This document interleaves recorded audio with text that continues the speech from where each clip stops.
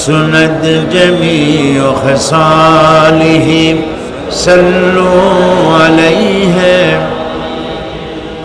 আজ থেকে ১৫০০ বছর আগে তিনি মানুষের সামনে এটি পেশ করলেন যে এই পৃথিবীর শেষ কথা নয়, আর একটা জায়গা আছে যেই জায়গায় এই পৃথিবীর সব কাজের হিসাব দিতে হবে, সেই জায়গাটায় আমাদের সকলকে উঠতে হবে। নবী করিম সাল্লাল্লাহু আলাইহি সাল্লাম মানুষকে পরকালের জ্ঞান দিয়েছিলেন, মানুষকে আখিরাতের জবাবদিহিতার কথা বলেছিলেন।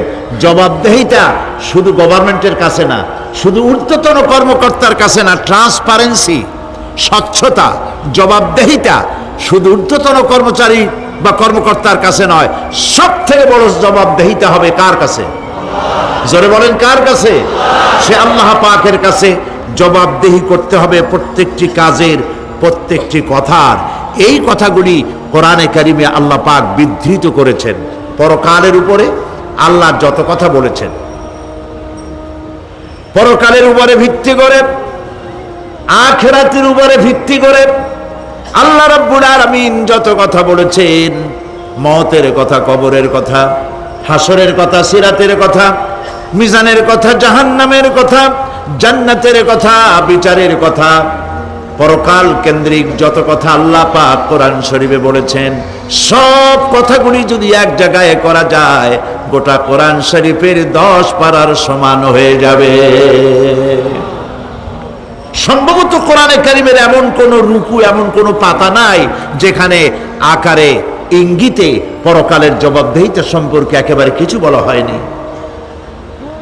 এই পরকাল কেন্দ্রিক কথাগুলির কারণেই সেই জামানার চোর, ডাকাত, ছিনতাইকারী, ধর্ষণকারী সব হেদায়েত হয়ে গিয়েছিল, আর মানুষগুলি পৃথিবীর সর্বশ্রেষ্ঠ সম্মানিত জাতিতে পরিণত হয়ে গেছিল। ঠিক কিনা বলেন? সত্য কিনা বলেন? সন্ত্রাস বন্ধ করতে হলে নৈতিকতার সৃষ্টি করতে হবে, আর নৈতিকতার সৃষ্টি কোরআন ছাড়া আর কিছুতেই করতে পারে না। আমার শিক্ষাঙ্গনে, কলেজ, বিশ্ববিদ্যালয়, হাই স্কুলগুলিতে যে ধরনের মানুষ আজ তৈরি হচ্ছে, আপনারা কি লক্ষ্য করেছেন কি মানুষ হচ্ছে? দেখুন নবীজি কি বলেছেন। আল্লাহর নবী বলেন, ইন্নাল্লাযী লাইসা ফি জাওফিহি শাইউম মিনাল কুরআনি কাল বাইতিল খারিব। যেই স্মৃতির ভিতরে, যেই দেহের ভিতরে কোরআন নাই, ওই দেহটা একটা বিরান বাড়ির মতো, একটা পোড়ো বাড়ির মতো। যেই বাড়িতে মানুষ থাকে না, এটাকে বিরান বাড়ি বলে। তো যেখানে মানুষ থাকে না, এটা একটা বাড়ি কিন্তু মানুষ নাই, এই বাড়িতে কি থাকে বলেন তো? বলেন। এই কথার জবাবে প্রায় লোকেরা বলে যে ভূত থাকে। আপনারা এই বিষয়ে একেবারে নিশ্চিন্ত হন, পৃথিবীতে ভূত আর পেতনি বলে কিছু নেই। খামোখাই আপনারা ভয় পান, ভূত পেতনি নেই। যে ঘরে মানুষ নাই সেখানে চামচিকা থাকে, সেখানে বিচ্ছু থাকে, সাপ থাকে, সেখানে এই ধরনের সরীসৃপ এগুলি থাকে। এখন যেখানে যেই দেহের মধ্যে কোরআন নাই, সেই দেহটা বিরান বাড়ির মতো। আমাদের শিক্ষাঙ্গনগুলিতে এক সময় এর মনোগ্রামগুলিতে লেখা ছিল ইকরা বিস্মি রাব্বিকাল্লাযী খালাক, লেখা ছিল রব্বি জিদনি ইলমা, লেখা ছিল না? ছিল। 1972 সনে যারা ক্ষমতায় এলেন, তারা এসে আল্লাহর কোরআনের আয়াত দুটি তুলে ফেলে দিলেন। এটি কি মিথ্যে না সত্য? এখন কোরআনে কারিম এমনিতেই ওখানে পড়ানো হয় না, পরীক্ষায় পাশ করার জন্য 2-4টা আয়াত, 2-4টা হাদিস, আর তো কিছু নাই। একথা সত্য কিনা? মনোগ্রাম ছিল, কোরআনের আয়াত লেখা ছিল, এই কোরআনের আয়াত তুলে দেওয়া হলো। এখন কোরআন নাই। কোরআন নাই কি আছে? যেই দেহের ভিতরে কোরআন নাই, যে স্মৃতিতে কোরআন নাই, সেটা বিরান বাড়ির মতো। বিরান বাড়িতে বিচ্ছু থাকে, সাপ থাকে, কুইচা থাকে, সেখানে হিংস্র প্রাণী থাকে। যেখানে যে শিক্ষাঙ্গনগুলিতে কোরআন নাই, সেই শিক্ষাঙ্গনিতে ওই সব জিনিস থাকে যা বিরান বাড়িতে থাকে। কথা বুঝতে পেরেছেন? ফলে আমাদের শিক্ষাঙ্গনগুলি থেকে চাঁদাবাজ, মাস্তান, গুন্ডা, ধর্ষণকারী ইত্যাদি সাপ্লাই হচ্ছে, তবে সব না। একটা উল্লেখযোগ্য অংশ খারাপ হয়ে যাচ্ছে। এটা ঠিক কিনা বলে?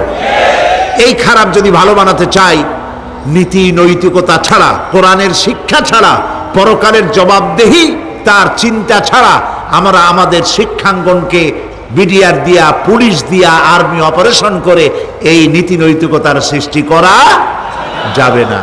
মানুষ ওজনে কম দেয়, খাদ্যে ভেজাল দেয়, জমিনের আইল ঠেলে, বউকে পর্দায় রাখে না, মিথ্যা কথা বলে, ওয়াদা খেলাপ করে, প্রতারণা করে, এই সব জিনিস আপনি বন্ধ করতে পারবেন না। ক্লিন হার্ট তো ভালো, এর থেকেও বড় কোনো অপারেশন যদি থাকে, সে অপারেশন করেও মানব গোষ্ঠীকে ভালো বানানো যাবে না। একটি জিনিসই মানুষকে ভালো করতে পারে, সেটা হলো আল্লাহর কাছে কিয়ামতের দিন জবাবদেহিতা।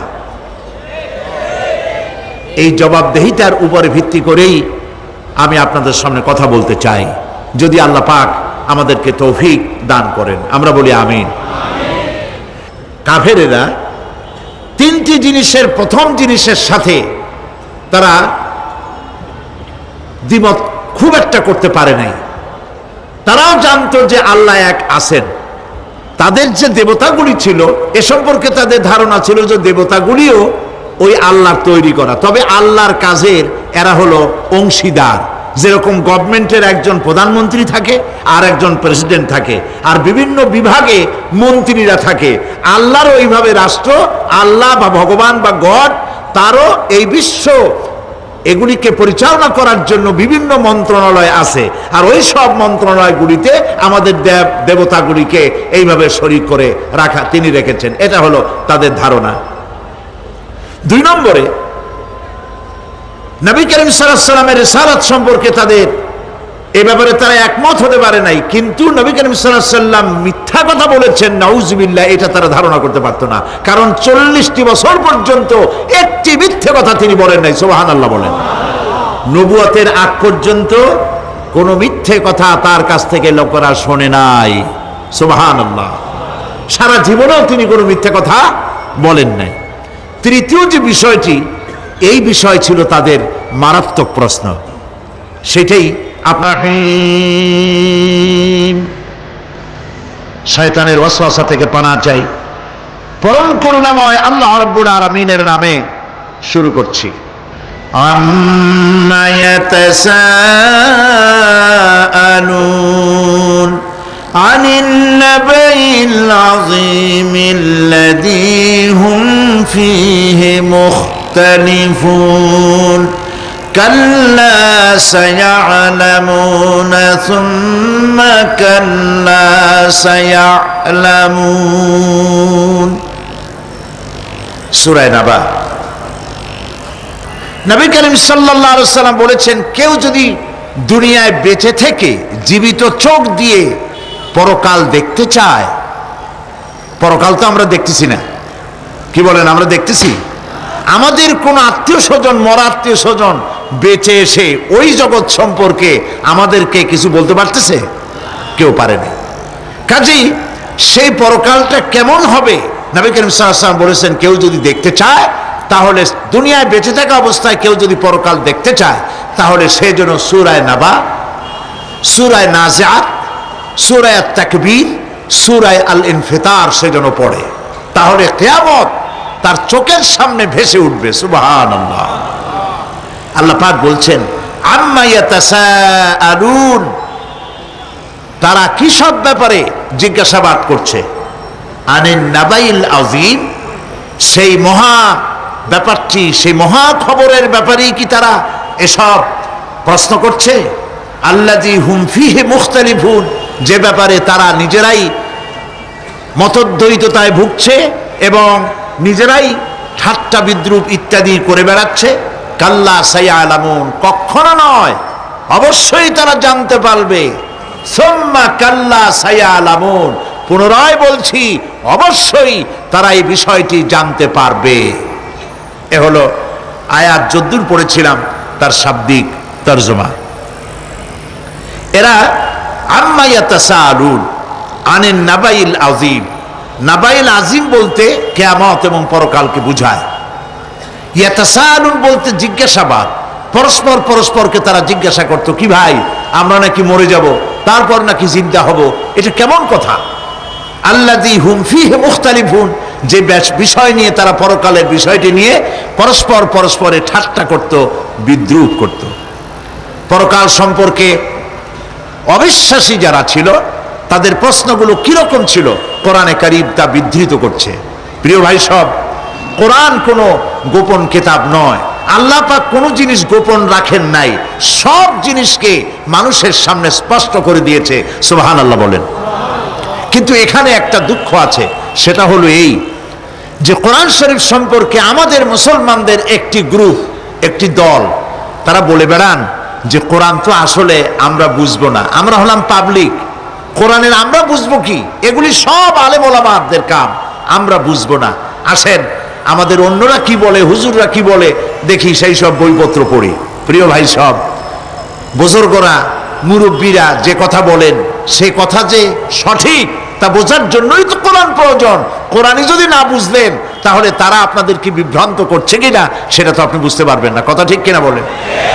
এখন কোরআন বোঝা যারা বলেন যে এটা কোরআন বোঝা সহজ নয়, কঠিন, আমার চিন্তায় এই লোকগুলি, এই বিশাল একটি গ্রুপ, একটি দল, শয়তানের বড় রকমের ওয়াসওয়াসার ভিতরে তারা নিমজ্জিত হয়ে গেছে। আল্লাহ মেহেরবানি করে এই ভাইদের দৃষ্টিকে খুলে দিন, যাতে তারা বুঝতে পারে যে কোরআন শুধু আলেম ওলামাদের জন্য নয়, কোরআন পৃথিবীর সমস্ত মানুষের জন্য। হুদাল লিল আলামিন তো আল্লাহ পাক বলেন নাই আলেমদের জন্য নাজিল করেছি, তা তো বলেন নাই, বলেছেন হুদাল লিন্নাস, সমস্ত মানুষের জন্য কোরআন দেওয়া হয়েছে। এখন কোরআন বোঝা কঠিন না সহজ? এই প্রশ্নের জবাবে আল্লাহ রাব্বুল আলামিন, আমরা প্রশ্ন করব, আমাদের প্রশ্ন করার অনেক আগে আল্লাহ রাব্বুল আলামিন সূরা কামারের ভিতরে একটি প্রশ্নের জবাব 4 বার দিয়েছেন। আল্লাহ পাক বলেছেন, ওয়া লাকাদ ইয়াসসারনাল কুরআনা লিযিকর ফাহাল মিন মুদ্দাকির।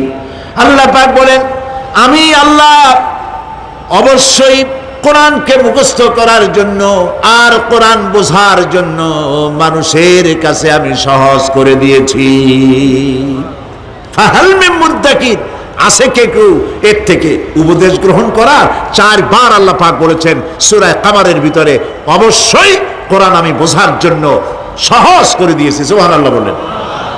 আমরা বুঝতে চাই না, তাহলে বুঝবো কি করে? বুঝতে চাইলেই তো আমরা বুঝতে পারবো, চেষ্টা করলেই বুঝতে পারবো। কোরআনে কারীমের এই সূরাটির দিকে লক্ষ্য করে আল্লাহ পাক বলছেন, কাফেররা এটা বিশ্বাস করতো না, বিশ্বাস না করে তারা কি সব প্রশ্ন উঠাইতো, সেই প্রশ্নগুলো আল্লাহ পাক তুলে ধরেছেন। আরেকটি জিনিস লক্ষ্য করুন, আল্লাহর চাইতে শক্তিধর পৃথিবীতে কেউ আছে? আকাশে কেউ আছে? কোথাও কেউ আছে? কেউ নাই। আল্লাহরে অস্বীকার করছে একদল লোক, বলতেছে মানি না। আল্লাহ পাক ফেরেশতা পাঠায় দিলেন, ওদের গর্দান পিটাই ভেঙে দাও, আমারে মানে না কে? এইরকম কি আল্লাহ করছে? না, করেন নাই। ওরা বলে পরকাল মানি না, আল্লাহরে মানি না। আল্লাহ পাক কোরআনে যুক্তি দিয়েছেন, আর নবী করিম সাল্লাল্লাহু আলাইহি ওয়াসাল্লামকে বলেছেন, ইন্নামা আনতা মুযাক্কিরুন লাস্তা আলাইহিম বিমুসাইতির। হে নবী, উপদেশক করে আপনাকে পাঠিয়েছি, আপনাকে লাঠি চার্জ করার জন্য পাঠাই নাই। আপনি দারোগা নন, আপনি প্রচারক, মানুষকে উপদেশ দিন সুন্দর সুন্দর ভাষায়। উদউ ইলা সাবিলি রাব্বিকা বিল হিকমাতি ওয়াল মাউইজাতিল হাসানা, মিষ্টি মিষ্টি ভাবে, সুন্দর ভাবে, সুকৌশলে মানুষকে ভালো ভালো কথাগুলি সুন্দর করে বুঝিয়ে দিন। সুবহানাল্লাহ বলেন। এখন এই কাফেররা বলছে পরকাল বুঝি না, এগুলা কেমনে হয়? আমরা অস্বীকার করি, মানি না। আল্লাহ পাক সাথে সাথে ফেরেশতা দিয়ে কারো ঘাড় মটকান নাই, কিন্তু পারতেন না? পারতেন না? আরে ভাই বলেন না কেন, পারতো কি না? অবশ্যই পারতেন, কিন্তু তা করেন নাই। প্রত্যেকটি কথা যুক্তি দিয়ে, হাজার যুক্তি দিয়ে আল্লাহ পাক বুঝাইছেন। সুবহানাল্লাহ। কাফেরেরা প্রশ্ন করল, তারা বলতো আমাদের এই জীবন শেষ, মৃত্যুর পরে আমাদের আর নতুন করে ওঠা লাগবে না। ওরা বলতো, ইন্না হাউলানি লায়াকুলুনা ইন হিয়া ইল্লা মাউতাতুনাল উলা ওয়া মা নাহনু বিমুনশারিন। তারা বলতো এই জীবনটাই আমাদের শেষ, এইখানে আমরা মৃত্যু ছাড়া, আমাদের এই জীবন ছাড়া আর কিছুই নাই, আর আমাদেরকে পুনরুত্থিত করা হবে না। পরিষ্কার তারা বলতো যে আমাদেরকে পুনরুত্থিত করা হবে না। এরপরে তারা আরো বলতো মা নাদরি মাসসাআতু ওয়ান নাযুন্নু ইল্লা যান্না ওয়া মা নাহনু বিমুস্তাইকিনিন। ওরা বলতো কিয়ামত কি জিনিস তা আমরা জানি না, আমরা বুঝি না, আমরা শুধু অনুমান করি মাত্র, আর আমাদের বিশ্বাস হলো আমাদেরকে কখনোই উঠানো হবে না, পুনরুত্থিত আমরা হব না। প্রিয় ভাই সব, এইভাবে তারা পরকালকে অস্বীকার করার কথাগুলি তারা বলতো। কাফেরেরা প্রশ্ন তুলতো আমরা আর আমাদের মৃত্যুর পরে আর আমাদেরকে জিন্দা করা হবে না। আখিরাতের জীবন সম্পর্কে কাফেরেরা আরো বলতো ওয়াকালু আইযা কুন্না ইযামান ওয়া রুফাতান আইন্না লামাবউসুনা খালকান জাদীদা। তারা বলতো যে আমরা মরে যাওয়ার পর আমাদের গোশতগুলি মিশে যাবে, হাড্ডি গুড্ডিগুলি পচে যাবে, এরপরে আমাদেরকে নতুন করে চিন্তা করা হবে। এটা মাথার মধ্যে ঢোকে না, কি আশ্চর্য ধরনের কথাটা হবে কি করে? কাফের বেঈমানেরা আরো নানা ধরনের প্রশ্ন তারা করত। তারা বলতো আইদা মিতনা ওয়া কুন্না তুরাবান যালিকা রাজউন বাঈদ। আমরা মাটিতে মিশে যাব, তারপরেও কি আমাদেরকে চিন্তা করা হবে, আমাদেরকে আবার উঠানো হবে? এটা তো বুদ্ধির, এটা চিন্তার বাইরের কথা, এটা তো মানতে পারি না। আসলে কাফেরদের এই বক্তব্য অনুযায়ী পরকালের জীবন বুদ্ধি বহির্ভূত নয়। ওরা যে বলে যে এটা আমাদের বুদ্ধিতে কুলায় না, আসলে তারা বুদ্ধি খাটায় নাই।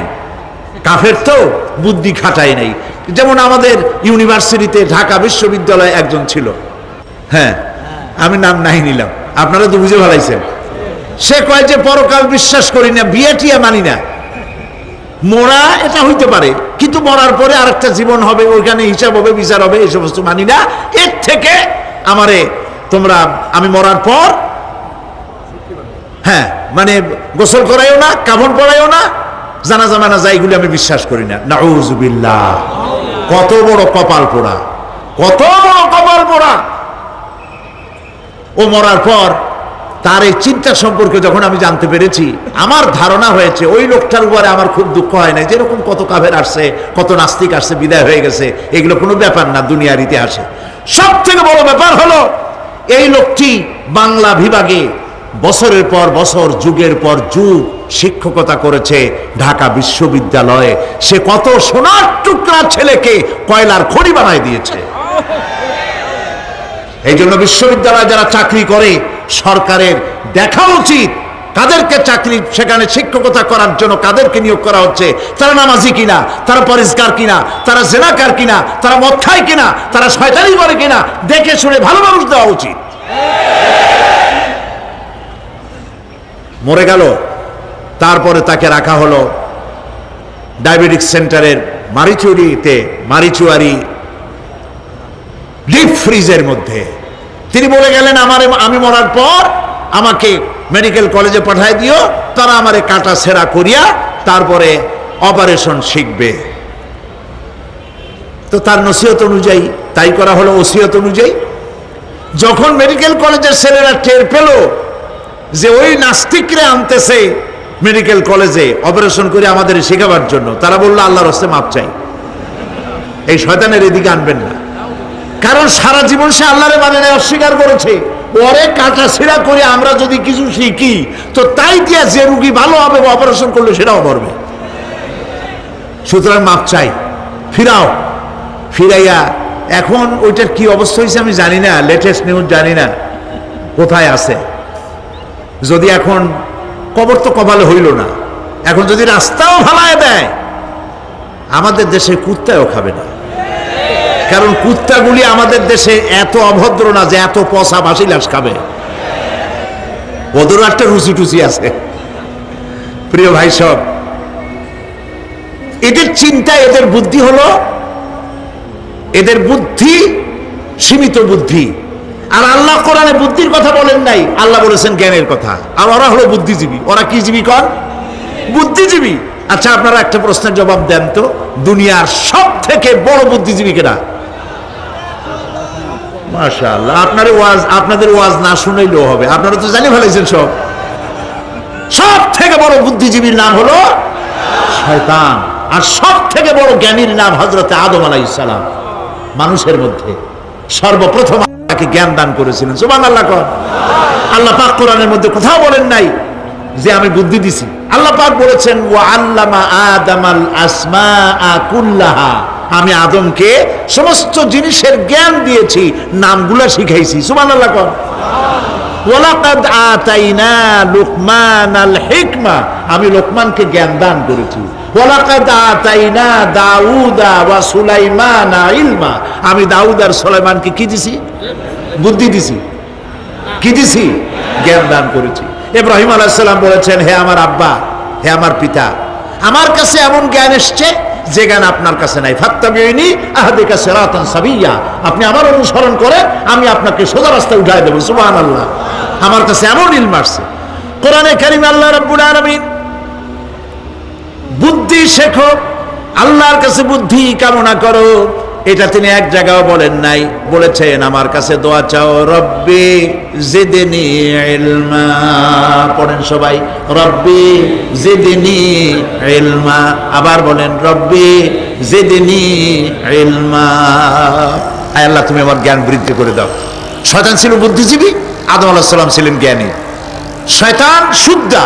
আল্লাহ পাক যখন সকলকে বললেন উসজুদু লিআদামা, সবাই মিলে আদমরে সেজদা দাও, ফাসাজাদু, সবাই মিলে সেজদা করলো, ইল্লা মিস্টার ইবলিস সেজদা করলো না। আবা ওয়াস্তাকবারা ওয়া কানা মিনাল কাফিরিন, কপাল পুড়লো, জম্মের পোড়া। এখন ও যে বুদ্ধিজীবী, দুনিয়ার বড় বুদ্ধিজীবী, দেখেন অবস্থা। আল্লাহ পাক জিজ্ঞেস করলেন, ইবলিস রে, আমার হুকুমটা তুই মানলি না কেন? কোন জিনিস তোরে বাধা দিল আমার হুকুম অমান্য করতে? মানলি না কেন? ও তখন, ও তো বুদ্ধিজীবী, বুদ্ধির আশ্রয় নিয়েছে। সে বলছে, আল্লাহ পাক, এটা মানি নাই একটা বৈজ্ঞানিক কারণেই, একটি দার্শনিক কারণেই মানতে পারি নাই। কারণ হচ্ছে খালাকতানি মিন নার ওয়া খালাকতাহু মিন তিন, তারে বানাইছো মাটি দিয়া, আমারে বানাইছো আগুন দিয়া, আনা খায়রুম মিনহু, আমি ওর থেকে অনেক ভালো। নাউযুবিল্লাহ। কত বড় কপাল পোড়া। আগুনের গতি হলো ঊর্ধ্বমুখী, মাটির গতি নিম্নমুখী। ঊর্ধ্বগতি সম্পন্ন একটা জিনিসকে নিম্নমুখী জিনিসের সামনে মাথা নত করতে বলা তোমার একটা অবৈজ্ঞানিক অদার্শনিক হুকুম হয়ে গেছে। নাউযুবিল্লাহি মিন যালিক। আল্লাহ পাক বললেন, ইন্নাকা রাজীব, মরদুদ, বিতাড়িত, সব আমল বরবাদ করে দিলাম। দেখেন, অপরাধ শয়তান করেছে, অপরাধ আদম আলাইহিস সালামও করেছেন। একজন অপরাধ করে শয়তান হয়ে গেল, আর একজন অপরাধ করে আল্লাহর পয়গম্বর হয়ে গেলেন। সুবহানাল্লাহ বলবেন না? কেন? কারণ হলো শয়তান বুদ্ধিজীবী, বুদ্ধির আশ্রয় নিল। আদম আলাইহিস সালাম তিনি বুদ্ধির আশ্রয় নেন নাই, তিনি আকলের, তার জ্ঞানের কাছে তিনি আশ্রয় নিয়েছেন। অর্থাৎ তিনি চিন্তা করতেছিলেন যে আল্লাহ পাক আমাকে নিষেধ করলেন একটা গাছের কাছে যেতে, আমিও গেলাম, বউও গেল, যা নিষেধ করলেন সেটা করলাম। এখন যদি আল্লাহ আমারে প্রশ্ন করেন যে আমার হুকুম অমান্য করলা কেন, কি জবাব দেব? আদম আলাইহিস সালাম জবাব খুঁজে পাচ্ছিলেন না। কিন্তু আমি ওই আয়াত তেলাওয়াত করার পর সর্বপ্রথম সেই ছাত্র জীবনে আমি চিন্তা করলাম জবাবটা একটা দিতে উনি পারতেন। ছাত্র মানুষের মধ্যে তো নানান চিন্তা আসে, তো আমার চিন্তা আসলে উনি একটা জবাব তো দিতে পারতেন, আমাদের আবাল বাসার একটা জবাব তো দিতে পারতেন, এই যে আল্লাহ পাক সবই ঠিক আছে, অপরাধ আমি করেছি, ভুল আমি করেছি, কিন্তু আমার এটা জানতে ইচ্ছে হয় জান্নাতের সমস্ত নাজ নেয়ামত আমার জন্য তুমি জায়েজ করে দিলা, যে গাছটার কাছে যাওয়া যাবে না, ফল খাওয়া যাবে না, এরকম একটা গাছ জান্নাতের মধ্যে বানাইয়া আমার বিপদে ভালাইলা কেন? এরকম একটা জবাব তিনি দিতে পারতেন, কিন্তু তিনি দেন নাই। কারণ তিনি বুঝতে পেরেছেন মহাশক্তিধর আকাশ আর জমিনের মালিক আল্লাহ রাব্বুল আলামিনের সামনে আর্গুমেন্ট চলে না, তার সামনে আর্গুমেন্ট চলে না, সারেন্ডার চলে, আত্মসমর্পণ করা চলে। হযরত আদম আলাইহিস সালাম কোন আর্গুমেন্টের কাছে গেলেন না, কেঁদে কেঁদে অস্থির হয়ে যাচ্ছেন। আল্লাহ রাব্বুল আলামিন যখন প্রশ্ন করবেন, আদম রে আমার হুকুম ভাঙলি কেন, অমান্য করলি কেন, কি জবাব দেব? আর ঠিক সেই মুহূর্তেই রব্বুল আলামিন প্রশ্ন করলেন, আদম রে আমার হুকুম অমান্য করলে কেন? হযরতে আদম আলাইহিস সালাম কোন বুদ্ধির আশ্রয় না নিয়া তার জ্ঞান তাকে বলে দিল, আল্লাহ তাকে কালেমা শিখায় দিলেন। উদ্বুদ্ধ হয়ে তিনি আল্লাহ রাব্বুল আলামিনের সামনে মাথা নত করে দিয়ে বললেন, রব্বানা যালামনা আনফুসানা ওয়া ইল্লাম তাগফির লানা ওয়া তারহামনা লানাকুনান্না মিনাল খাসিরিন। রব্বানা যালামনা, হে আল্লাহ আমি আমার নফসের পরে, যালামনা আনফুসানা আমি আমার নফসের পরে জুলম করেছি, অত্যাচার করেছি। ওয়া ইল্লাম তাগফির লানা, তুমি যদি আমাকে ক্ষমা না করো। জ্ঞান কত দেখেন, শুধু ক্ষমা চান নাই, বলেছেন তুমি যদি আমাকে ক্ষমা না করো, ওয়া তারহামনা আর যদি দয়া না করো, লানাকুনান্না মিনাল খাসিরিন আমি ক্ষতিগ্রস্ত হয়ে যাব। কতটা জ্ঞানের অধিকারী তিনি! তিনি এটা বললেন না যে শুধু মাফ করে দাও, শুধু মাফ করলে হবে না, মাফও করা লাগবে, আর আগে যেমন দয়া করতে আসলেও করতে আসলেও করা লাগবে। সুবহানাল্লাহ। আল্লাহ পাক রাজি হয়ে গেলেন, রাজি হন নাই? আল্লাহ রাব্বুল আলামিন হযরত আদম আলাইহিস সালামকে শুধু ক্ষমা করলেন না, ক্ষমাও করলেন, আর নবীর মর্যাদা দিয়ে আল্লাহ রাব্বুল আলামিন দুনিয়ায় পাঠাইয়া দিলেন। সুতরাং বুদ্ধি দিয়ে কাফেররা বুদ্ধির আশ্রয় গ্রহণ করে সর্বনাশ করেছে, যে পরকাল হইতে পারে না, মরে যাব আবার উঠবো, আবার এই শরীর কেমনে তৈরি হবে, এইটা তাদের বুদ্ধিতে কুলায় নাই। কিন্তু বুদ্ধি দিয়া চিন্তা করলে বোঝা যাইতো যে হ্যাঁ পরকাল একটা হইতে পারে। আর একটা কথা বলি, সেটা হলো এই, বহুত মানুষ আছে পরকাল বিশ্বাস করে না, আছে না? এমন আছে। এখন আমরা বিশ্বাস করি পরকাল, আমরা কারা কারা বিশ্বাস করি হাত উঁচু করে দেখান তো। আলহামদুলিল্লাহ বলি, বলেন আলহামদুলিল্লাহ। এখন যারা বিশ্বাস করে না তাদেরকে জানাতে চাই, আমরা যারা পরকালে বিশ্বাস করি, তাহলে পরকাল যদি না হয়, কিয়ামত যদি না হয়, বিচার আচার যদি কিছু না হয়, আমরাও বেঁচে গেলাম, আপনারাও বেঁচে গেলেন। কিন্তু সত্য সত্যই যদি পরকাল একটা হয়, বিচার যদি হয়, আমরা বেঁচে যাব, ফেসে যাবা তোমরা। প্রিয় ভাই সব, আল্লাহ রাব্বুল আলামিন সুন্দর করে বুঝাচ্ছেন, দেখো পরকাল কেন হবে, এটা বুদ্ধি দিয়ে চিন্তা করো, জ্ঞান দিয়ে চিন্তা করো। সারা বছর ব্যবসা করার পর হিসাব নিকাশের একটা দিন আসে, আসে না? বলেন আসে কিনা? হিসাব নিকাশের একটা দিন আসে সারা বছর ব্যবসা করার পর, সারা বছর লেখাপড়া করার পর, তারপরে কি বলে পরীক্ষা দেওয়ার একটা দিন আসে, আসে না? তো সারা জীবন আপনি এখানে কাজবাজ করবেন, এখানে আপনি ভালো করলেন মন্দ করলেন, এর কোনো জবাব হবে না, বিচার হবে না। এটা পাগলে চিন্তা করতে পারে, আর পাগলেরা চিন্তা করে বলেই তারা বলে, পাগলেরই এটা কথা, মাটির পুতুল যেমনে নাচায় তেমনি নাচি, পুতুলের কি দোষ? মরিয়া দেখেন, এই গান যারা বিশ্বাস করে মরিয়া দেখেন অবস্থাটা কি হয়। ফেরেশতারা আসা ধোপায় যেমন কাপড় আশ্রায়, ওই রকম ঠ্যাং ধরিয়া কবরের মধ্যে আশ্রাবে, আর বলবে যেমনে আশ্রায় তেমনি আশ্রাই, ফেরেশতার কি দোষ? কাজে এই পৃথিবী শেষ কথা নয়, মৃত্যু অবধারিত, মরা লাগবে না। এবার দেখেন আল্লাহ কি বলেন, আল্লাযী খালাকাল মাউতা ওয়াল হায়াতা লিয়াবলুয়াকুম আইয়ুকুম আহসানু আমালা। আল্লাহ পাক বলছেন, আমি মৃত্যু আর জীবন সৃষ্টি করেছি। কেন করেছি? লক্ষ্য করুন, লিয়াবলুয়াকুম, যাতে করে আমি তোমাদেরকে পরীক্ষা করে নিতে পারি। কি ব্যাপারে? আইয়ুকুম আহসানু আমালা, আমলের দিক থেকে, নেক কাজের মধ্য থেকে, ভালো কাজ এবং খারাপ কাজের মধ্য থেকে, আইয়ুকুম আহসানু আমাল থেকে তোমাদের মধ্যে কে উত্তম, কে ভালো মানুষ, এইটার পরীক্ষা নেওয়ার জন্য আমি মৃত্যু আর জন্মের সৃষ্টি করেছি। প্রিয় ভাই সব খুব লক্ষ্য করুন, জন্ম আর মৃত্যু, জন্ম হলে মৃত্যু হবেই, না হবে না? এই যে একটা ডিউরেশন, একটি সময়, এই সময়টা হলো পরীক্ষার সময়। আমরা যারা পড়াশোনা করেছি, আপনারা পড়াশোনা করেছেন নিশ্চয়ই, কলেজে অথবা হাই স্কুলে অথবা মাদ্রাসায় প্রতি বছর একটা করে পরীক্ষা আসে না পরীক্ষা? এই পরীক্ষার ডিউরেশন কত সময়? 3 ঘন্টা। কয় ঘন্টা বলে? 3 ঘন্টা। এই 3 ঘন্টা পরীক্ষা দিতে গিয়ে আপনারা কি কোনো ছাত্রকে দেখেছেন যে প্রশ্নপত্র সামনে নিয়ে গল্প করতেছে, প্রশ্নপত্র সামনে নিয়ে তাস খেলে, জুয়া খেলে, আর একদিকে তাকায় থাকে?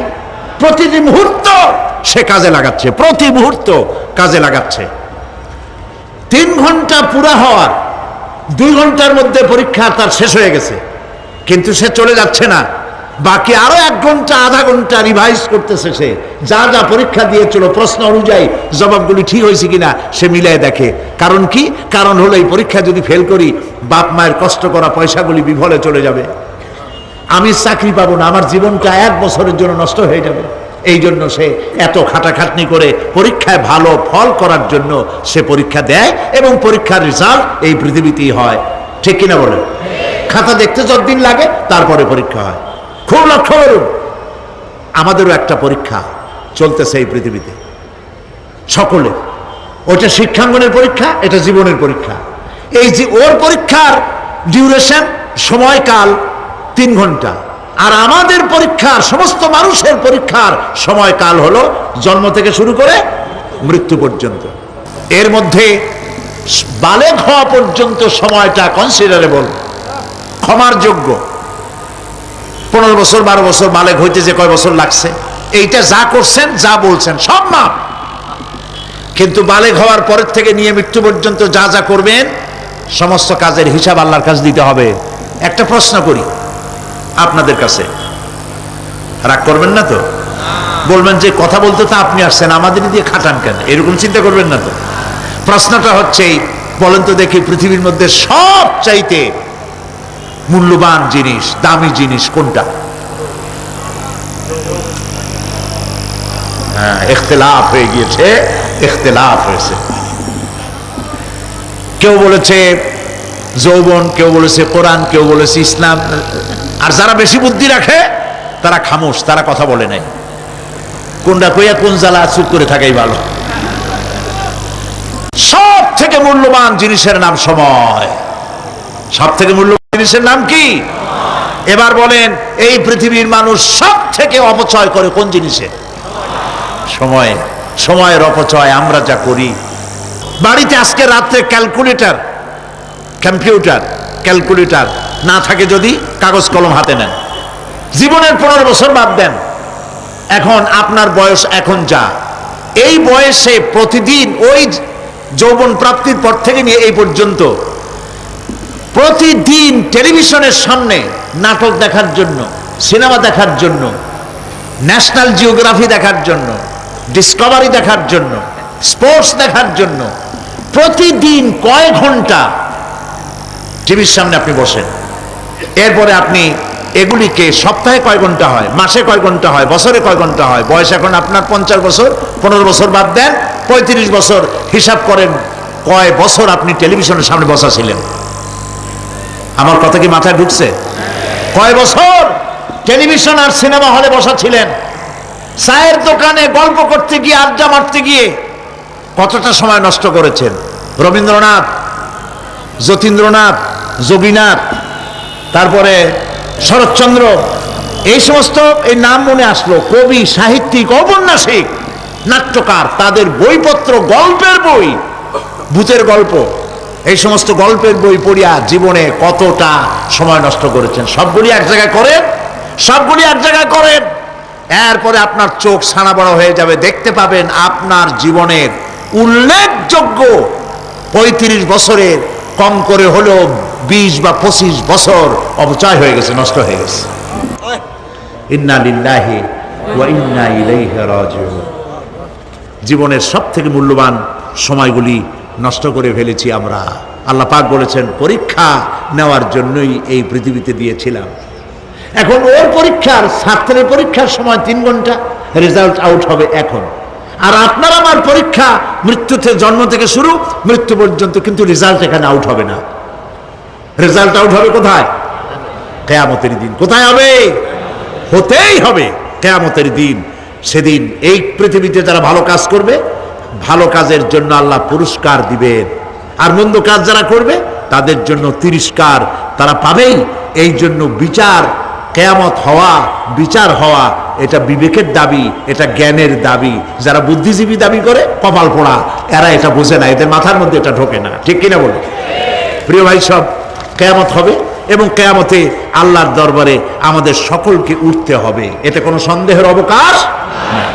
এবার দেখেন আল্লাহ পাক এবার যুক্তি দিয়ে বুঝাচ্ছেন। সুবহানাল্লাহ বলেন। তোমরা যারা বলো যে মরে যাব, পচে যাব, মাটির সাথে মিশে যাব, আবার জিন্দা হব কেমনে? আল্লাহ বলে কেমনে জিন্দা হবা বুঝাই। সুবহানাল্লাহ বলেন। আল্লাহ রাব্বুল আলামিন বলেন আল্লাহুল্লাযী আরসালার রিয়াহা ফাতুসিরু সাহাবা ফাসুকনাহু ইলা বালাদিন মাইয়িতিন ফাআহইয়ানা বিহিল আরদা বা'দা মাউতিহা কাযালিকান নুশুর। আল্লাহ পাক বলেন, লক্ষ্য করে দেখো, সমুদ্রের লবণাক্ত পানিগুলি বাষ্পীয় আকারে মেঘমালায় পরিণত করে দেই, আর বাতাসকে হুকুম করি মেঘটাকে টেনে নিয়ে যাও অমুক জায়গায়। আল্লাহ যেখানে বৃষ্টি দিতে চান, বাতাস মেঘকে ঠেলে নিয়ে সেখানে নিয়ে আসে। বৃষ্টির পানিগুলি পড়ল। আল্লাহ পাক বলেন, আকাশের সেই বৃষ্টির পানি দিয়া মরা জমিনকে আমি জিন্দা করে দিলাম। ফাআহইয়ানা বিহিল আরদা বা'দা মাউতিহা। এই মৃত্যু জমিনকে আমি জিন্দা করলাম, সেখানে তুমি বীজ বপন করলে, সেই বীজগুলি, বীজের মাথা ফাটাইয়া চারাগুলি কে বাইর করে দিল? মাটির আস্তরণ। মাটির আস্তরণের মধ্যে কদুর বিচি, লাউর বিচি। আপনারা কদু কন না লাউ বলেন? যেটাই হোক, বুঝলেই হইল, কদু অথবা লাউ একই কথা। অথবা যে কোনো শাক সবজি, উদ্ভিদ, এর চারা, এর বীজ মাটিতে দেওয়া হলো। মাটিটা ফেটে চারা, যে পাতা দুটো বেরিয়ে আসলো, এই পাতা কি শক্ত না নরম? তাহলে মাটিটা ফাটাইয়া পাতা দুটো বাইর করে দিল কে? সুবহানাল্লাহ বলে। রব্বুল আলামিন দৃষ্টান্ত দিয়ে বুঝাচ্ছেন, আলাম ইয়াকুন নুতফাতাম মিন মানিয়্যিন ইউমনা সুম্মা কানা আলাকাতান ফাখালাকা ফাসাওয়া ফাজআলা মিনহু যাওজাইনি যাকারা ওয়াল উনসা। আল্লাহ পাক বলেন, মানুষকে নিকৃষ্টতম মাতৃগর্ভে নিক্ষিপ্ত এক ফোঁটা পানি ছিল না, আমি তার থেকে আকার আকৃতি দিয়ে সুগঠিত করে মানুষের আকার দান করেছি, আর মায়ের পেটের ভিতরে আমি নারী আর পুরুষ বানাইছি, কন্যা সন্তান এবং পুত্র সন্তান বানাইছি। সুবহানাল্লাহ। এখন মানুষে কয় যে আমরাও পারি। এই যে ক্লোনিং সিস্টেম একটা শুরু হয়েছে, শুনছেন আপনারা? কথা না কইলে বুঝি কি? ক্লোনিং পদ্ধতি। এটি ক্লোনিং পদ্ধতি, বিজ্ঞানীরা যারাই কাজটা করতেছে, তারা বিশ্ব সভ্যতাকে বিনষ্ট করার একটি মারাত্মক কাজে তারা হাত দিয়েছে। ক্লোনিং পদ্ধতিতে যে যা কিছু তৈরি হয়, এর আগে ভেড়ার বাচ্চা হয়েছে, ছাগলের বাচ্চা বানাইছে, সেগুলি তার মায়ের মতোই হয়েছে অথবা পিতার মতো হয়েছে। পিতার ডিএনএ নিয়ে একটা পুরুষ জাতীয় জন্তুর ডিএনএ অথবা স্ত্রী জাতীয় একটি জন্তুর ডিএনএ নিয়ে তারপরে বিশেষ প্রক্রিয়ার মাধ্যমে সন্তান, এই বাচ্চা উৎপাদনের ব্যবস্থা তারা শুরু করেছে পশু দিয়ে। এরপরে মানুষ এভাবে করা যায় কিনা সেই চিন্তা তারা করেছে। ইতিমধ্যে নাকি দুটো বাচ্চা হয়েছে, এটা সত্য না মিথ্যা এখনো যাচাই করা যায় নাই, কিন্তু পশুর থেকে যেগুলো হয়েছে সবগুলি রোগ নিয়ে আসছে পৃথিবীতে, গেল 1 নম্বর কথা। 2 নম্বরে ডিএনএর মাধ্যমে যে মানব শিশু পয়দা হয় তার সবগুলি তার মায়ের অনুকরণে হয়, একেবারে অবিকল মায়ের চেহারা নিয়ে আসতেছে, অবিকল পিতার চেহারা নিয়ে আসতেছে। চিন্তা করুন, এই মেয়ে যখন বয়সপ্রাপ্তা হবে তখন তার পিতা কি করে বুঝবে তার বউ কোনটা আর মেয়ে কোনটা? উচিত হবে পৃথিবীর সমস্ত নেতৃবৃন্দ, বিশ্ব নেতৃবৃন্দের ঐক্যবদ্ধ হয়ে এই দুঃসাহসিক কাজকে বাধা দিয়ে বন্ধ করে দেওয়া উচিত। আল্লাহর সৃষ্টির সাথে পাল্লা দিতে গেলে ধ্বংস ছাড়া পথ থাকবে না। লক্ষ্য করেছেন, আপনি সাক্ষী দিলে আজ এক সাক্ষী দেবেন, কালকে বলবেন যে ওই সাক্ষী আমি দেই নেই। আজকে সই করেছেন, কালকে বলবেন ওই সই আমি করি নাই। কিন্তু আল্লাহ রাব্বুল আলামিন আপনার ফিঙ্গারপ্রিন্ট, আপনার আঙ্গুলের ছাপ এমন করে দিয়েছেন, এই আঙ্গুল দিয়ে যদি কাগজের উপর একটা টিপ মারেন, টিপ সই করেন, আপনার বাবা কবর থেকে উঠে এসেও বলতে পারবে না যেটা আপনার না। আদম আলাইহিস সালাম থেকে নিয়ে আজ পর্যন্ত, আজ থেকে নিয়ে কিয়ামত পর্যন্ত যত মানুষ পৃথিবীতে এসেছে আর আসবে, কোন মানুষের আঙ্গুলের রেখার সঙ্গে আর একজন আঙ্গুলের রেখার মিল হবে না। এ হচ্ছে আমার আল্লাহর সৃষ্টি, সুবহানাল্লাহ। সুতরাং তিনি বলছেন, আমি মাতৃগর্ভের ভিতরে সন্তান তৈরি করি, সেই সন্তানকে কোনটা কন্যা সন্তান, কোনটা পুত্র সন্তান আমি বানাই।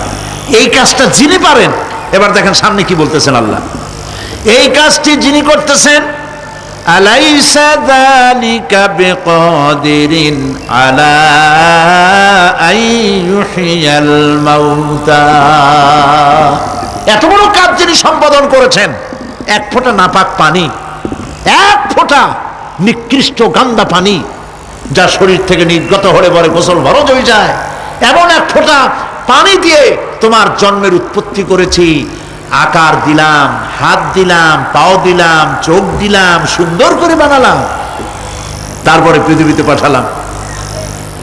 এরপরে তুমি কি করে মনে করতে পারো যে সেই আল্লাহ তোমার মৃত্যুর পরে আবার চিন্তা করতে পারবে না? আলাইসা যালিক, আল্লাহ পাক কি তোমাকে মৃত্যুর পরে, আলাইসা যালিকা বিকাদিরিন, আল্লাহ পাকের পক্ষে এটা কি সম্ভব নয় যে তোমার মৃত্যুর পরে আল্লাহ আবার চিন্তা করবেন? বলেন অবশ্যই পারবেন, বলেন অবশ্যই পারবেন। প্রিয় ভাই সব, আল্লাহ পাক এর পরে বলছেন, ইয়া আইয়ুহান নাসু ইন কুনতুম ফি রাইবিম মিনাল বা'সি ফাইন্না খালাকনাকুম মিন তুরাব। হে মানব সকল, যদি সন্দেহ হয় যে আমি তোমাদের পরকাল সম্পর্কে, যদি পুনরুত্থান সম্পর্কে যদি তোমাদের সন্দেহ হয়, জানা থাকা উচিত আমি তোমাদেরকে মাটি দিয়ে সৃষ্টি করেছি, মাটির উপকরণ দিয়ে সৃষ্টি করেছি। এই মাটির সাথে মিশে যাবা, আবার উঠানো হবে। মাটিতে কবরের মধ্যে মুর্দা রাখার সময় কি বলি আমরা? মিনহা খালাকনাকুম ওয়া ফিহা নুঈদুকুম। পড়েন সবাই, মিনহা خلقناكم وفيها نعيدكم ومنها نخرجكم تارة أخرى। মাতৃগর্ভের ভিতরে মানুষকে আল্লাহ রাব্বুল আলামিন হাত পাও চক্ষু কর্ণনাসিকা দিয়ে সুন্দর করে মায়ের পেটের ভিতরে বানায়া এই পৃথিবীতে আল্লাহ পাক পাঠায় দেন। আর আল্লাহ পাক বলেন, সুম্মা নুখরিজুকুম তিফলা, বাচ্চার আকারে মায়ের পেট থেকে বের করে দিলাম। যে আল্লাহ রাব্বুল আলামিন এইভাবে করে তোমাদেরকে সৃষ্টি করেন। যালিকা বিআন্নাল্লাহা হুয়াল হক, জেনে রাখো এ সব কিছু এই জন্যই ঘটে যেহেতু আল্লাহ রাব্বুল আলামিন, আল্লাহ তাআলা মহাসত্য, তিনি যা বলেন তাও সত্য, তার কথার মধ্যে কোনো রকমের বৈপরীত্য নাই। ব্যারোমিটার যন্ত্র আছে, যে যন্ত্রের মাধ্যমে আবহাওয়া মাপা হয়, বৃষ্টি হবে কি হবে না, ঝড় হবে কি হবে না, জলোচ্ছ্বাস হবে কি হবে না, এগুলি ব্যারোমিটার যন্ত্র দিয়া, আবহাওয়া মাপা যন্ত্র দিয়ে তারা মাপে। কিন্তু আপনারা কি কখনো শুনেছেন যে রেডিও টেলিভিশনে বলা হয়েছে সন্দ্বীপ, কুতুবদিয়া, হাতিয়া, সেন্ট মার্টিন এবং বাঁশখালী, আর কি কোন দু একটার নাম, কক্সবাজার, পতেঙ্গা ইত্যাদির উপর দিয়ে 280 মাইল স্পিডে ঝোড়ো হাওয়া প্রবাহিত হবে। আগামীকাল 30 ফিট উঁচু হয়ে জলোচ্ছ্বাস হবে, এরকম কথা বলে কেউ? কি বলে? হইতে পারে, হইতে পারে, বজ্রসহ বৃষ্টিপাত হতে পারে। এবার কোরআন শরীফ দেখুন তো, কোরআন শরীফে কোথাও আছে পরকাল হইলেও হইতে পারে, কবর আযাব এটাও হয়তো হইতে পারে, জান্নাত আর জাহান্নাম থাকতেও পারে, এরকম কথা আছে? সব কথা ডাইরেক্ট, কোন কথার ভিতরে কোন রকমের বৈপরীত্য নাই। আল্লাহ রাব্বুল আলামিন বলেছেন ইযাস সামাউ ফাতারাত, আকাশ সমূহ যখন বিদীর্ণ হয়ে যাবে, ওয়া ইদাল কাওয়াকিবু তাসারাত, আর যখন তারকা সমূহ বিক্ষিপ্ত হয়ে পড়বে, ওয়া ইদাল কুবুরু বুসিরাত, আর যখন কবরের ভিতরে যা কিছু আছে সব উদ্গীরণ করে দেওয়া হবে। সমস্ত কথাগুলি ডাইরেক্ট। যালিকা বিআন্নাল্লাহা হুয়াল হক, যেহেতু আল্লাহ মহাসত্য। ওয়া মান আসতাকু মিনাল্লাহি কিলা, আর আল্লাহর চাইতে সত্যবাদী আর কে আছে? বলেন আছে কেউ? সে আল্লাহ রাব্বুল আলামিন বলেন এত কিছু কাজ, এত সুন্দর ব্যবস্থাপনা করে যিনি করেন, ওয়া আন্নাহু ইউহিল মাউতা ওয়া আন্নাহু আলা কুল্লি শাইইন কাদির। সে আল্লাহ রাব্বুল আলামিন তোমাদেরকে তোমাদের মৃত্যুর পরে আবার জিন্দা করবেন, এতে সন্দেহ করার কোনো কারণ নাই। وأن الساعة آتية لا ريب فيها وأن الله يبعث من في القبور। আল্লাহ পাক বলছেন অবশ্যই কিয়ামত আসবে, তাকে কেউ বিন্দুমাত্র এতে কোনো সন্দেহ নাই। আর وأن الله يبعث من في القبور, আর আল্লাহ পাক অবশ্যই কবরে যা কিছু আছে সব বের করে নিয়ে আসবেন। কান্নাহুম জারাদুম মুনতাশির, যেমন আপনারা দেখছেন কিনা এই যে যখন বন্যা বলে, পানি টানি যখন ওঠে, বন্যা না কি বলে, তুফান, বন্যা ইত্যাদি যখন হওয়ার সম্ভাবনা হয়, তখন মাটি থেকে, গ্রাম্য পরিবেশে দেখা যায় মাটি থেকে পোকামাকড়গুলি এভাবে উঠতে থাকে। দেখছেন না আপনারা? দেখছেন কিনা?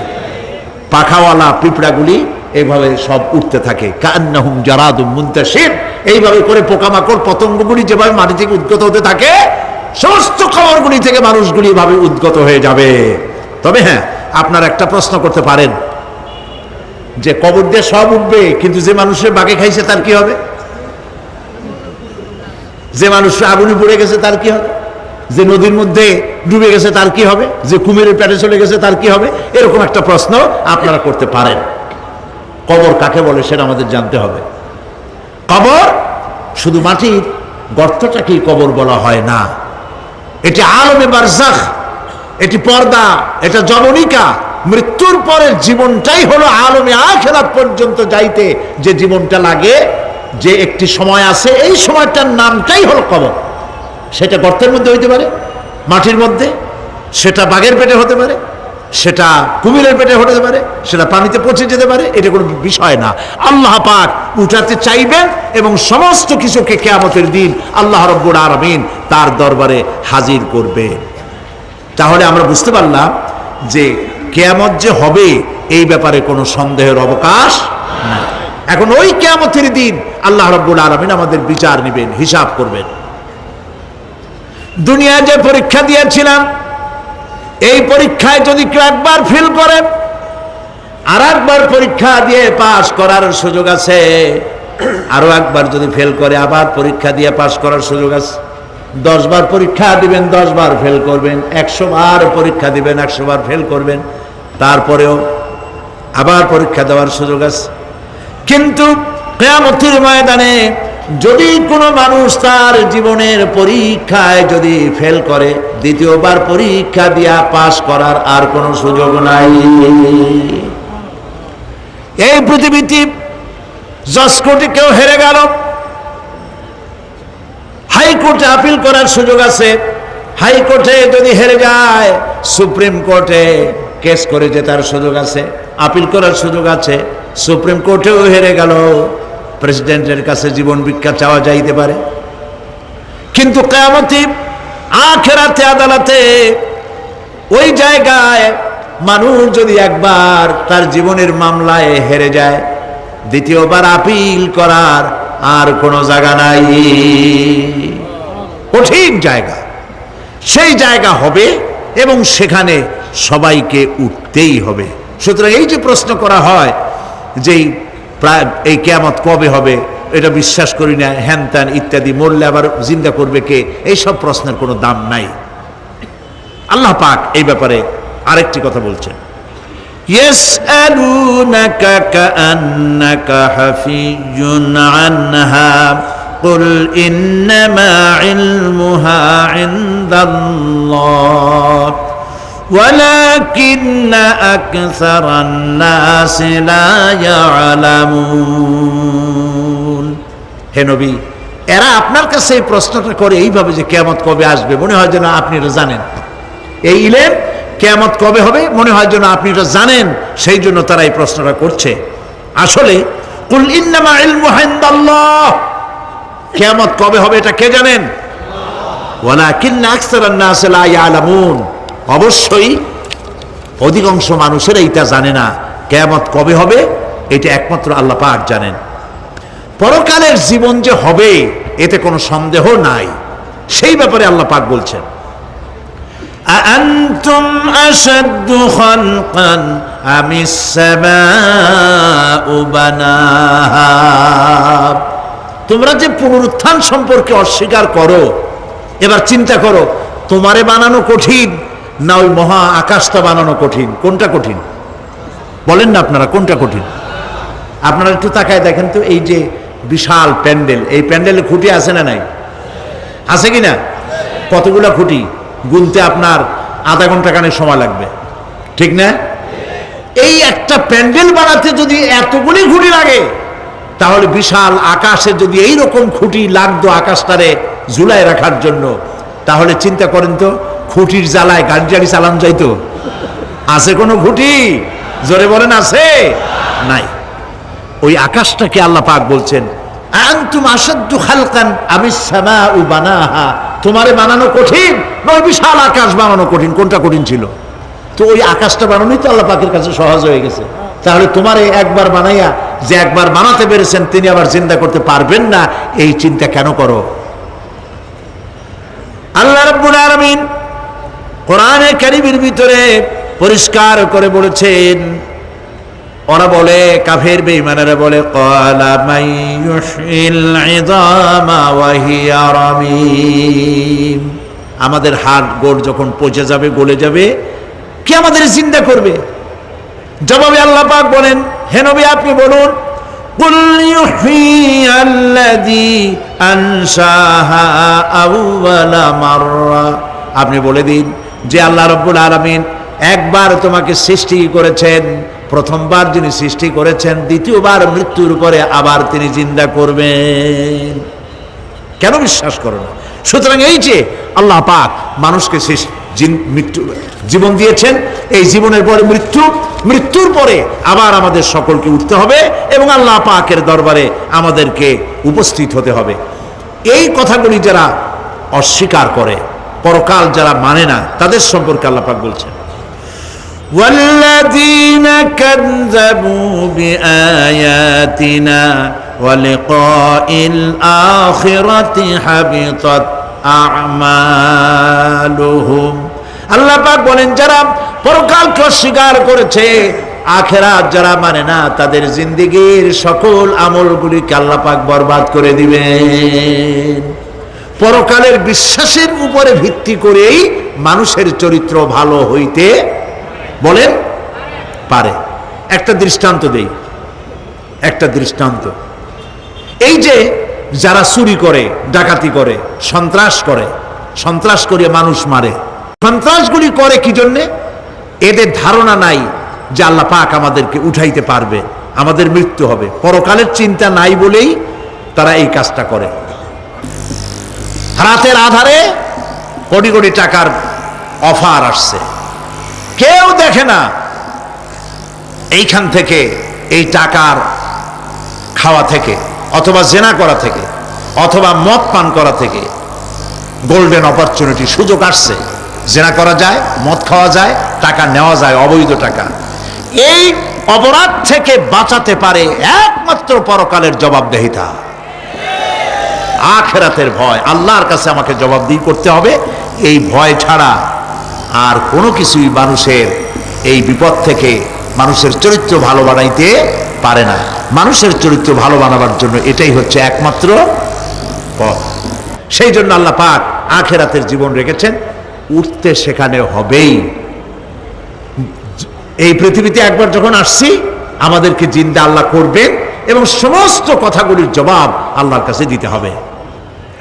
আল্লাহ রাব্বুল আলামিন বলেন, ওয়াত্তুর ওয়া কিতাবিম মাসতুর ফি রাক্কিম মানশুর ওয়াল বাইতিল মা'মুর ওয়াস সাকফিল মারফু' ওয়াল বাহরিল মাসজুর ইন্না আযাবা রাব্বিকা লাওয়াকি' মা লাহু মিন দাফি'।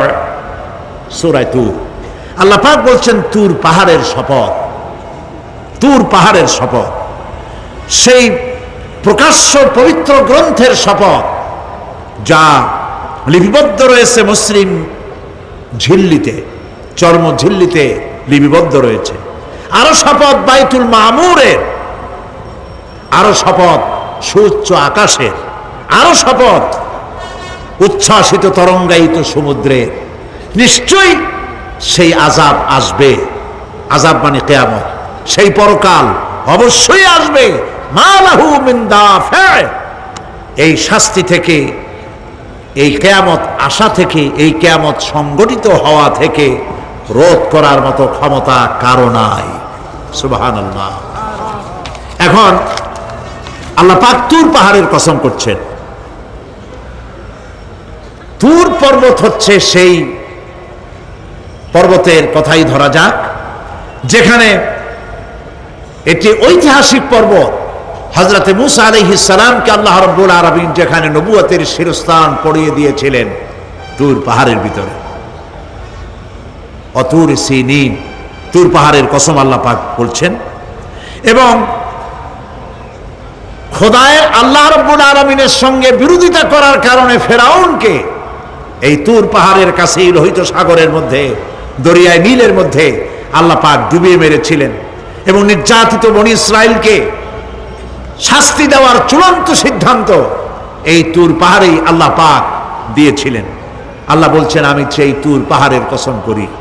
ওয়া কিতাবিম মাসতুর, এবং পবিত্র গ্রন্থের শপথ, যেই গ্রন্থগুলি নাজিল হয়েছে নবীদের উপরে, ইনজিল, তাওরাত, জাবুর, কোরআন, এই কিতাবগুলির কসম করি। সুবহানাল্লাহ।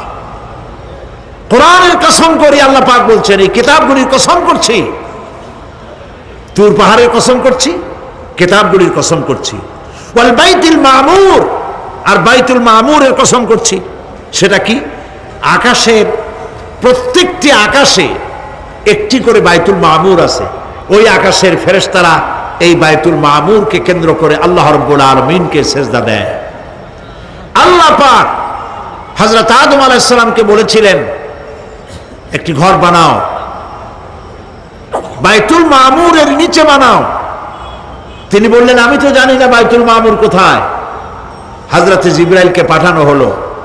বাইতুল মামুর আকাশের যেখানে আছে, ঠিক সেই সোজা বর্তমানে মক্কা শরীফে যে কাবা শরীফ যা আছে, অবিকল আল্লাহ পাকের আকাশে বাইতুল মামুর যেখানে, তার সরাসরি নিচেই কাবা শরীফ স্থাপিত হয়েছে। আল্লাহ রাব্বুল আলামিন বলছেন, আমি এই বাইতুল মামুরের কসম করছি।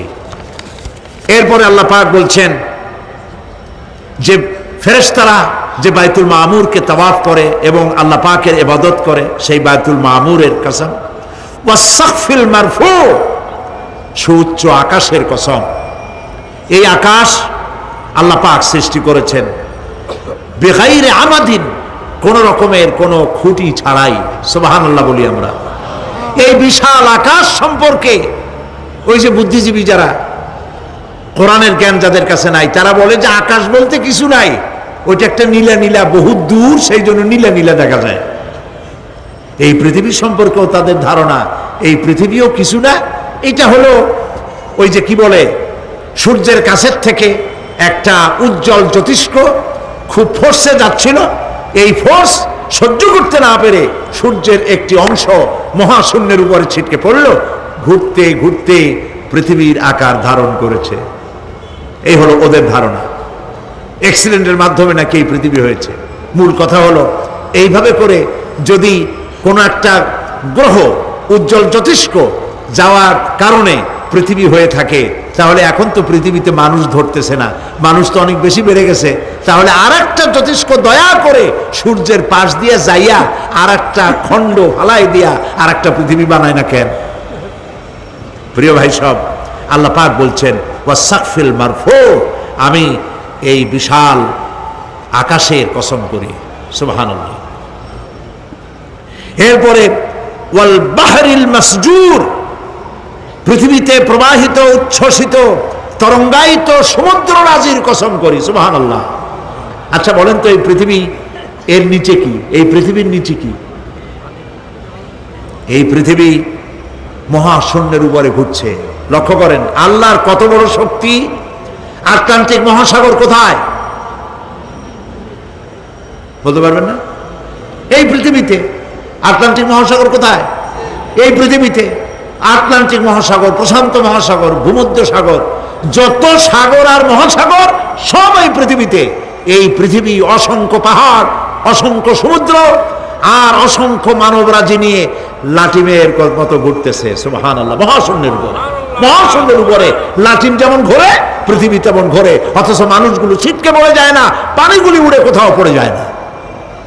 সুবহানাল্লাহ বলতে ইচ্ছে করে না।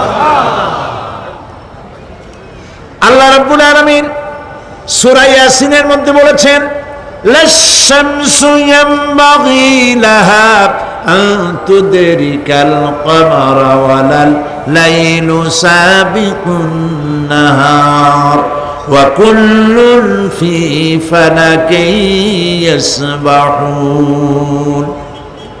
সূর্য চন্দ্রের অধিকার নষ্ট করতে পারে না। রাত দুপুরের সময় সূর্য উঠবে না, দিনের দুপুর বেলায় চন্দ্র উদিত হয়ে সূর্যের আলোকে নিষ্প্রভ করতে পারে না। চন্দ্র সূর্যের আগে যেতে পারে না, সূর্য চন্দ্রের আগে যেতে পারে না, কারো গায়ে কারো ধাক্কা লাগে না। অসংখ্য তারকারাজি উড়ে বেড়াতেছে, কারো সাথে কারো কোনো ধাক্কা নাই, কোনো সংঘর্ষ নাই। মহাশূন্যের উপরে সূর্য চন্দ্র যেমন ঘোরে, ওয়া কুল্লুন ফি ফালাকি ইয়াসবাহুন, চাঁদ আর সূর্য যেমন ঘোরে, মহাশূন্যে যা আছে তাও ঘোরে। এই পৃথিবীটা মহাশূন্যের উপরে, গোটা পৃথিবী সমস্ত সমুদ্র আর মহাসমুদ্র নিয়ে সব ঘুরতেছে। সুবহানাল্লাহ। ওয়াল বাহরিল মাসজুর, তরঙ্গায়িত উচ্ছ্বসিত সমুদ্র রাজির কসম করি। সমুদ্র সন্দ্বীপ যাওয়ার সময় কেমন অবস্থা হয় যদি তুফানে পড়ে? দাল্লা মান তাদউনা ইল্লা ইয়াহু, সকলের কথা মানুষ ভুলে যায়। মৌজুন কাল জিবাল, পাহাড়ের মতো যখন ঢেউগুলো আসতে থাকে সবাই সব ভুলে যায়, তখন মনে পড়ে শুধু আল্লাহ। কি মনে পড়ে? আল্লাহ। আল্লাহ কত বড়, সমুদ্রের কাছে যাই দেখেন। সুবহানাল্লাহ। এই বিশাল বিশাল সমুদ্র রাজির কসম করছি। এতগুলি কসম করে আল্লাহ পাক কোরআনে কারীমের মধ্যে বলছেন, দেখো এই সব জিনিসগুলি আমি সৃষ্টি করেছি, আর এই জিনিসগুলির কসম করে বলছি সেই পরকাল অবশ্যই অনুষ্ঠিত হবে, সেই আযাব আসবে। কেউ এই পরকাল অনুষ্ঠিত হওয়া থেকে কেউ ফিরাইয়া রাখতে পারবে না। এখন তোমরা প্রশ্ন করতেছো আল্লাযী ফীহি আল্লাযী হুম ফীহি মুখতালিফুন, এই ব্যাপারে তোমরা ইখতিলাফ করতেছো, মতবিরোধ করতেছো, ঠাট্টা করতেছো, বিদ্রুপ করতেছো। কাল্লা সায়ালামুন, অবশ্যই তোমরা জানতে পারবে। সুম্মা কাল্লা সায়ালামুন, অবশ্যই তোমরা জানতে পারবে সেই পরকাল হবে, এতে কোনো সন্দেহ নাই। সুবহানাল্লাহ। ربنا ظلمنا أنفسنا وإن لم تغفر لنا وترحمنا لنكونن من الخاسرين ربنا لا تزغ قلوبنا بعد إذ هديتنا وهب لنا من لدنك رحمة إنك أنت الوهاب হায় আল্লাহ তাআলা, দীর্ঘক্ষণ ধরে তোমার কোরআনের কথা শুনে তোমার দরবারে হাত তুলেছি, দয়া করে মেহেরবানি করে আমাদের জিন্দেগির গুনাহ খাতাকে মাফ করে দাও। আমাদের মা বাপ মুরব্বিয়ান যারা কবরে চলে গেছে, আল্লাহ তাআলা কবরগুলিকে জান্নাতের টুকরায় পরিণত করে দাও। রব্বুল আলামিন, যেই পরকালের কথা, কিয়ামতের কথা আলোচনা করলাম, সেই কঠিন হাসরের ময়দানে যেদিন পায়ের নিচে হবে তামার মতো মাটি, আর মাথার উপরে প্রকাণ্ড সূর্যের তাপে গুনাহগারের মাথার চান্দি ফেটে গিয়া মগজগুলি গলে গলে নাক কান দিয়ে বেয়ে পড়তে লাগবে। জিহ্বাটা পানির পিপাসায় কুকুরের মতো ঝুলে নাভিস্থল পর্যন্ত পড়ে যাবে। ময়দানে সারা পড়বে পানি পানি বলে। আল্লাহ তাআলা ওই দিনে তোমার হাবিবের হাতের কাউসারের পেয়ালা আমাদের নসিব করে দিও। রব্বানা তাকাব্বাল মিন্না ইন্নাকা আনতাস সামিউল আলিম ওয়া তুব আলাইনা ইন্নাকা আনতাত তাওয়াব।